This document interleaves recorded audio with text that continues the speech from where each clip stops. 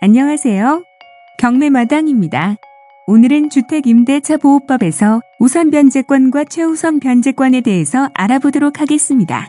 우선변제권이란 무엇일까요? 임차인이 거주 중인 주택이 경매에 넘어가게 되는 경우 임차인의 보증금을 후순위 권리자나 그 밖의 채권자보다 우선하여 변제받을 수 있는 권리를 말합니다. 즉, 우선 변제권을 획득한 날짜가 빠를수록 보증금을 전액 변제받을 가능성이 커집니다. 만약 임차인이 우선 변제권을 획득한 날짜보다 먼저 설정된 권리가 있을 경우에는 임차인은 순위가 늦은 권리자가 되어 보증금을 받지 못할 수도 있다는 점에 유의하세요. 그렇다면 임차인이 우선 변제권을 갖기 위해서는 어떤 조건을 갖춰야 할까요? 첫 번째로 주택의 인도와 주민등록을 마쳐 대항력을 갖추어야 하고, 두 번째로 임대차 계약증서상의 확정일자를 갖추어야 합니다. 이렇게 두 가지 요건을 갖춘 임차인의 우선 변제권 발생 시기는 확정일자와 주민등록을 마친 순서에 따라서 다른데요.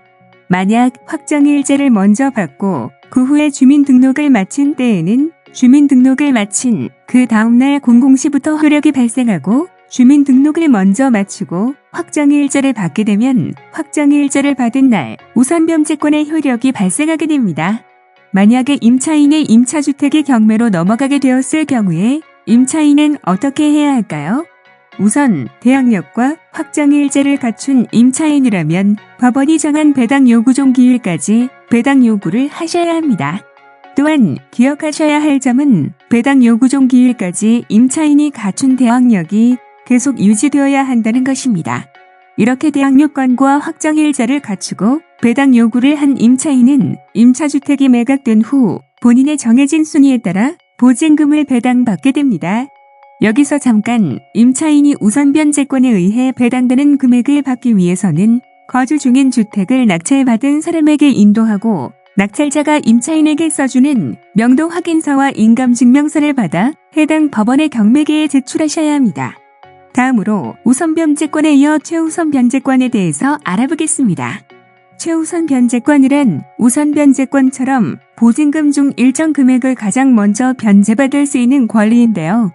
차이점은 경매 개시 결정 등기 전에 대항력을 가지고 있는 소액보증금 임차인이라면 임차인보다 빠른 순위의 권리자가 있어서 보증금을 변제받기 어려운 경우에도 최우선 변제권을 갖게 되어 보증금 중 일정 금액을 가장 먼저 변제받을 수 있다는 것입니다. 최우선 변제권을 갖기 위해서는 크게 세 가지의 요건을 갖추어야 하는데요. 첫 번째로 대항력입니다.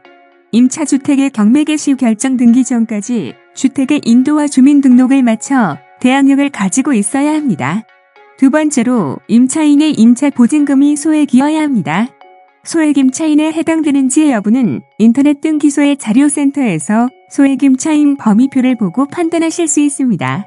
주의하실 점은 소액임차인 범위표에서 기준 시점은 임차인의 계약 날짜가 아닌 저당권, 근저당권과 같은 선순위 담보 물권이 설정된 날짜를 기준으로 보셔야 한다는 점입니다.